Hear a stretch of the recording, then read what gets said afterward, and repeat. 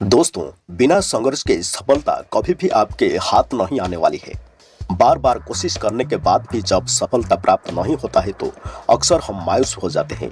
हमें लगने लगता है कि शायद कामयाबी हमारी किस्मत में नहीं है और यह सोचकर हम हार मान लेते हैं। लेकिन यह गलत है। यही तो हमारे संघर्ष का मुख्य बिंदु होता है, जहां हमें खुद को मोटिवेट रखना होता है। ऐसे में खुद को मोटिवेट रखने के लिए दोस्तों, आज हम आपके सामने लेकर आए हैं संघर्ष से सफलता की कहानियां।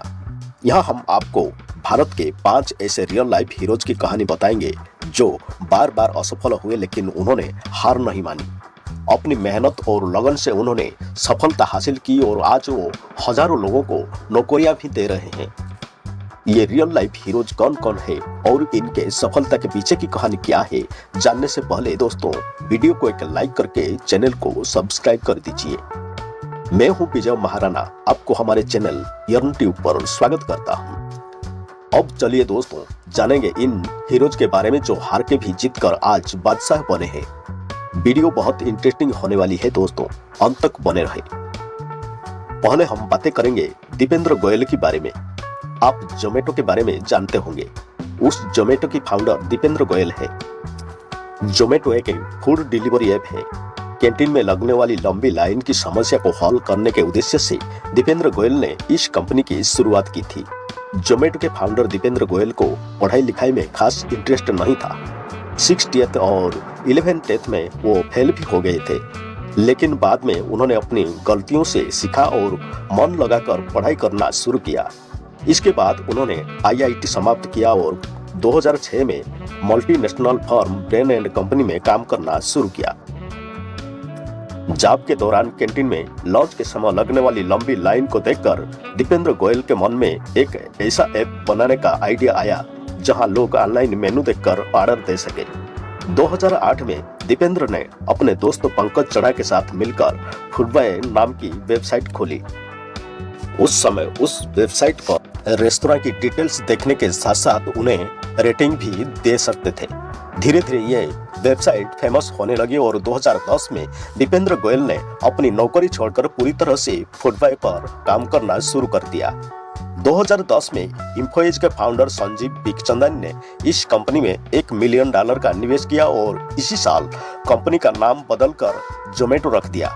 2015 में जियो के आने के बाद हर किसी के पास इंटरनेट की उपलब्ध हो गई।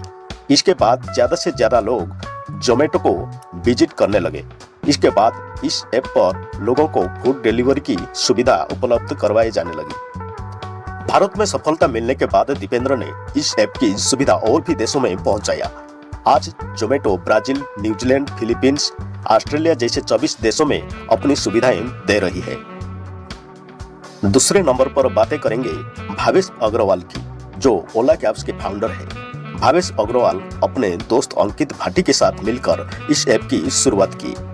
IIT बॉम्बे से ग्रेजुएट होने के बाद भावेश ने माइक्रोसॉफ्ट में जॉब के साथ अपने करियर की शुरुआत की। यहाँ 2 साल काम करने के बाद उन्होंने अंतर्राष्ट्रीय शोध पत्रिकाओं में अपने 3 जर्नल प्रकाशित किए। कुछ अलग करने की चाह में उन्होंने ओला कैब्स की शुरुआत की। मजे की बात यही है कि भावेश को ओला कैब्स का आइडिया बेंगलुरु से बांदीपुर के सफर के दौरान एक टैक्सी ड्राइवर से झगड़े के बाद आया। दरअसल ज्यादा किराया मांगने पर भावेश की टैक्सी ड्राइवर से लड़ाई हो गई थी, जिसने उन्हें बीच रास्ते में ही उतार दिया। इस घटना के बाद उन्होंने एक ऐसी ऐप की डेवलप करने के बारे में सोचा जो लोगों को तय कीमत पर उनकी मंजिल तक पहुंचाए। 2011 में भावेश और अंकित ने मिलकर ओला कैब्स की शुरुआत की। शुरू में उन्हें ज्यादा सपोर्ट नहीं मिला। शुरुआत में उन्होंने कस्टमर्स की कॉल्स सुनने के अलावा खुद कैब चलाकर ग्राहकों को कैब सर्विस भी दी।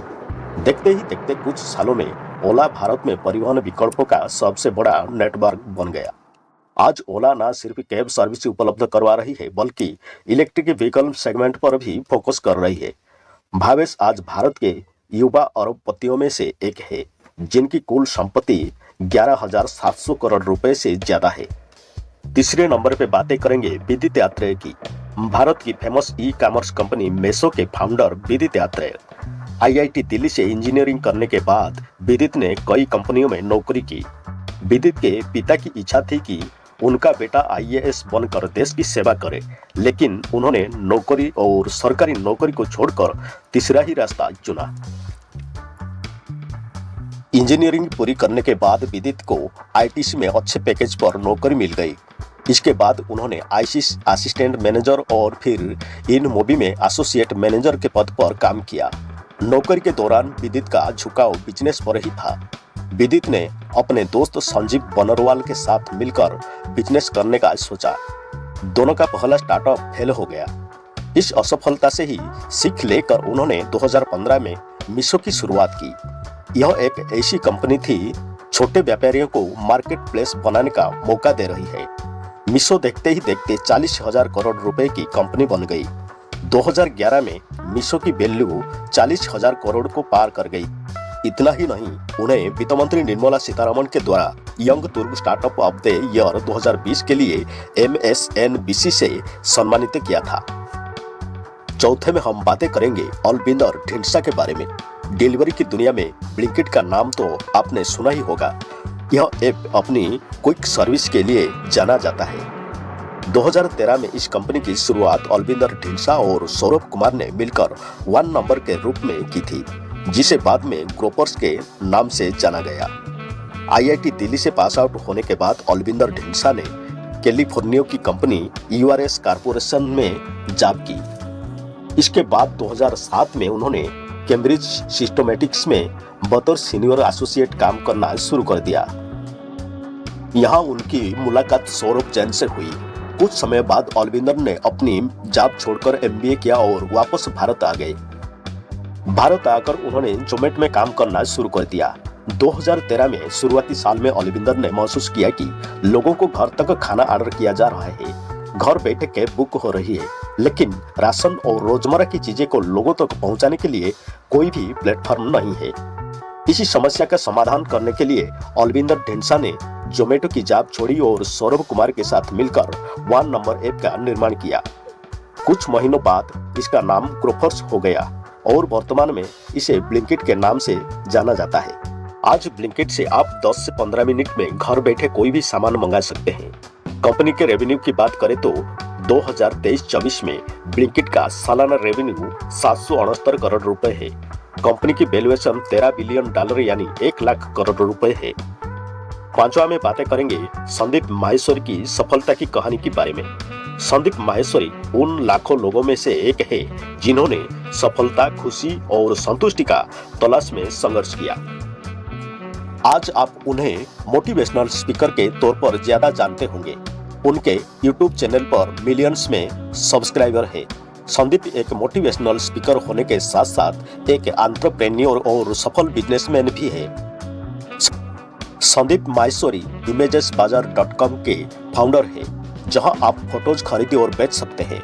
आज इस वेबसाइट के पास भारतीय फोटोज का सबसे बड़ा कलेक्शन है, लेकिन संदीप माहेश्वरी को ये सफलता इतनी आसानी से नहीं मिली। उन्होंने इसके लिए संघर्ष किया। कई बार वो असफल भी हुए, लेकिन उन्होंने हार नहीं मानी। संदीप माहेश्वरी का जन्म नई दिल्ली में 28 सितंबर 1980 को हुआ था। मिडिल क्लास से होने के कारण से संदीप को अपने जीवन में आर्थिक तंगी का सामना करना पड़ा।